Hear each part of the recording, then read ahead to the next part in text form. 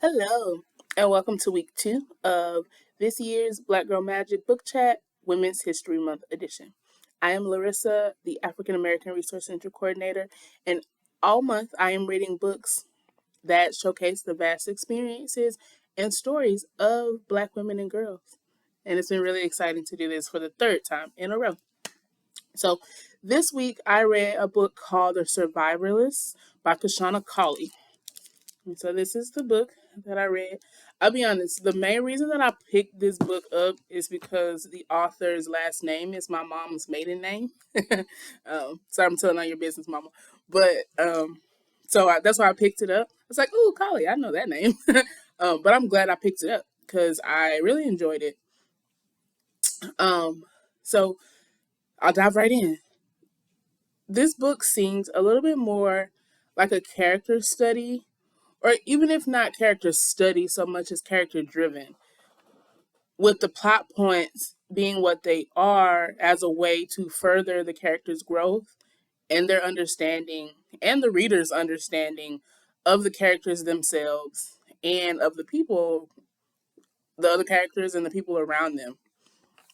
So, our main character in this book is a woman named Aretha. She is a 30 something year old lawyer from Wisconsin, I'm pretty sure. Is that where they grow a lot of corn? She talks a lot about corn. Um, and she's trying to make it big, trying to make the big bucks in New York City.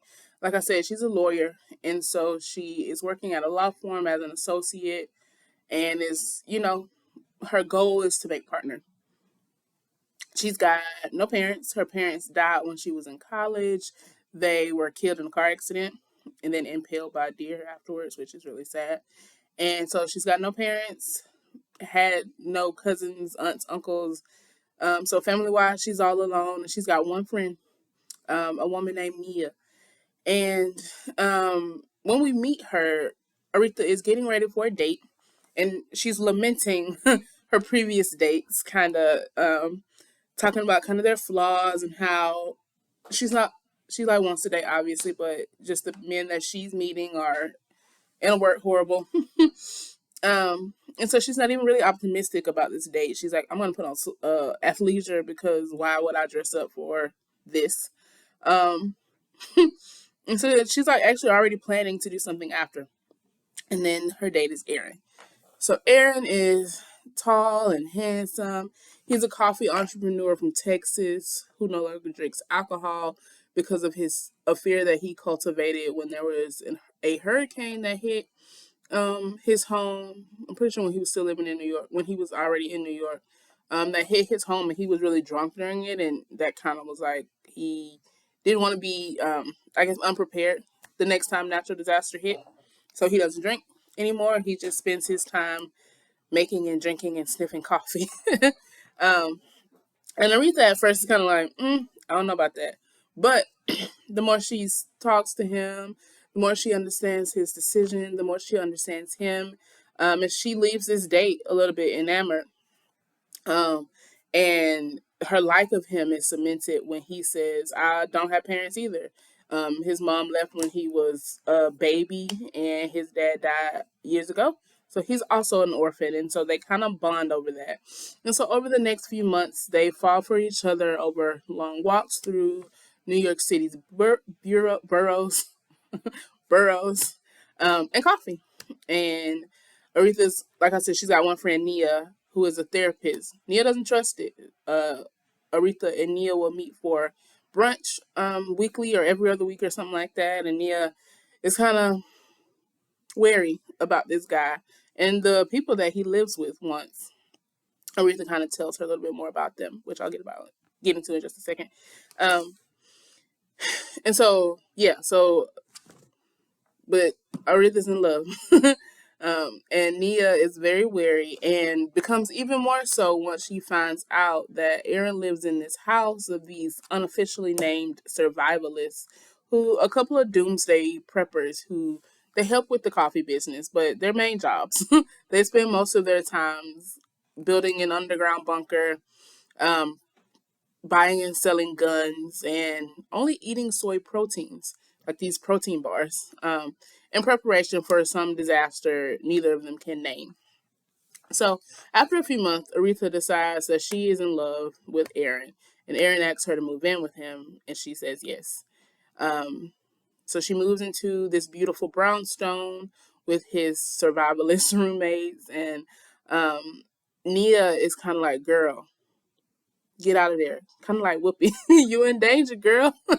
But Aretha is like, no, these Aaron is my people, and I know that I can get these other people to like me too.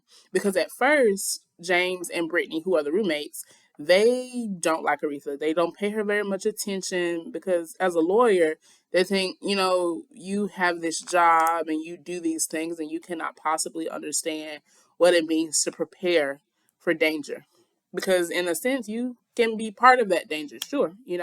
So they just don't talk to her really. She'll talk to them, they just kind of look at her crazy.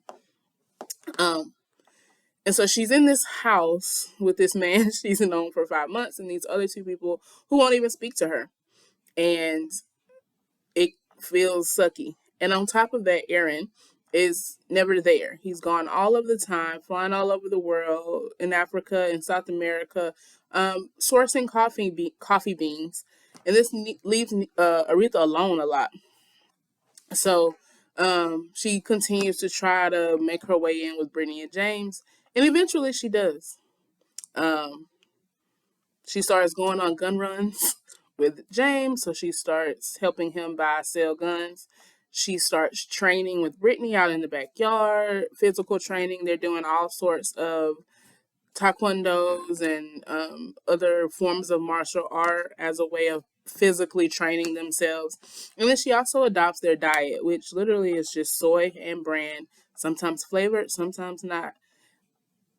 That part I didn't understand.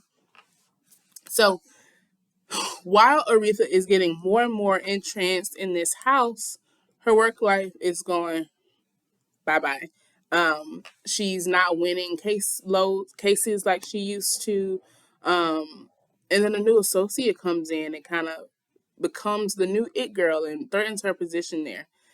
And so she's getting deeper into this sort of survivalist lifestyle, while her work life is dwindling. Her friend life is dwindling because now she's kind of cut off Nia, and now all she really has is this house full of people whose lives revolve around doom and this impending sense of doom that like they don't know is coming, but they are convinced it is, and so every single thing about them revolves around this. This book made me say, "Girl," a lot, and kind of "What are you doing?" Um, Aretha was making some interesting choices.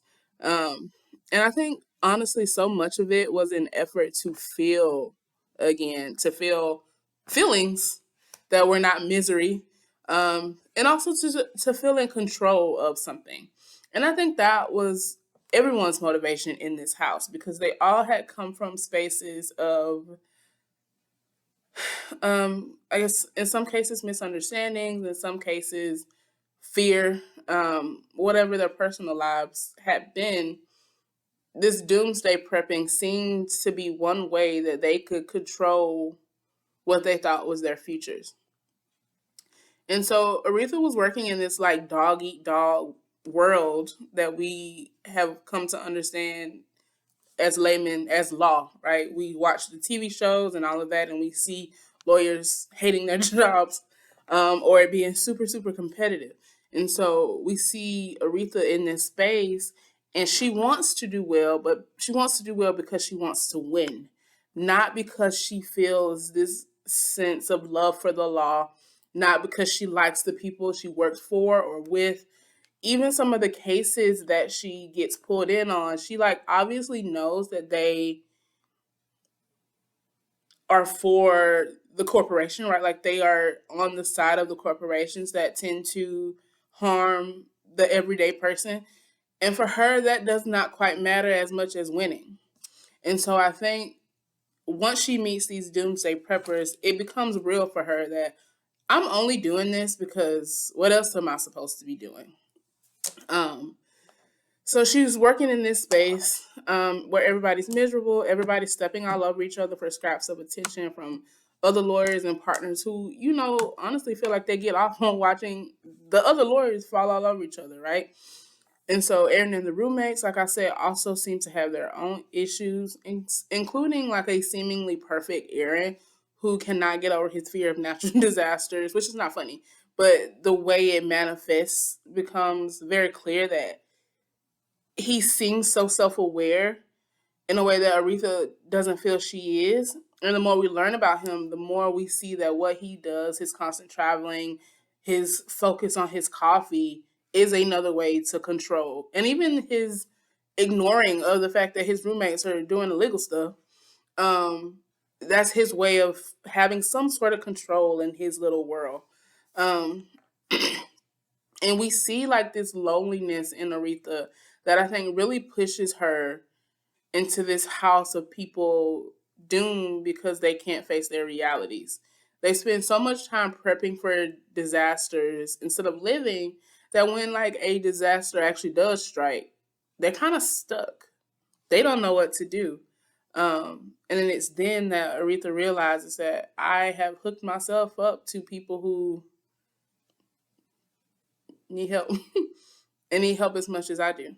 And one of the things I do want to name is that like this book does not actually there Nia as a character does kind of talk about doomsday preppers and um in a way that can feel negative about kind of in this sense of they're prepping for things that they cannot name. And there's nothing wrong with being prepared because the world we live in is a hot mess.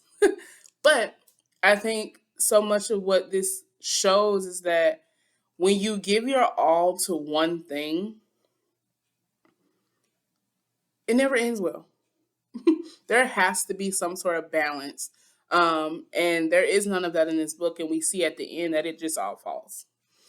Um, I liked this book. When I first started reading it, and even halfway through, I wasn't quite sure where it was going because I said I think it reads more as a study of humanity as opposed to just like a super plot driven book. There is a plot, but it's a slow going one, and it's one where the things that happen really make us focus on the choices that the characters are making, not necessarily what happens. Like, what choices do they make as a result of this thing? And what does that choice then cause for other people? And so I liked that. I liked being able to just kind of make my ideas about who these people are and the ways in which I see some of their traits in people that I know, or even in myself, really. Um, there was my favorite part though was the writing. I think that is what kept me going. The writing. Kashana Cauley, the writing is good.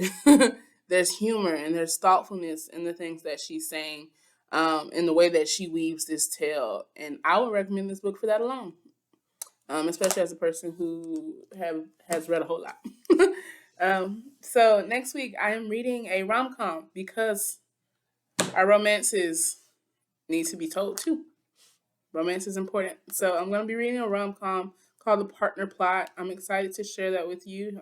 I think it's super tropey, but I'm excited to kind of dig in and see what things outside of just that romance that I can share with you all. So I will see you next week.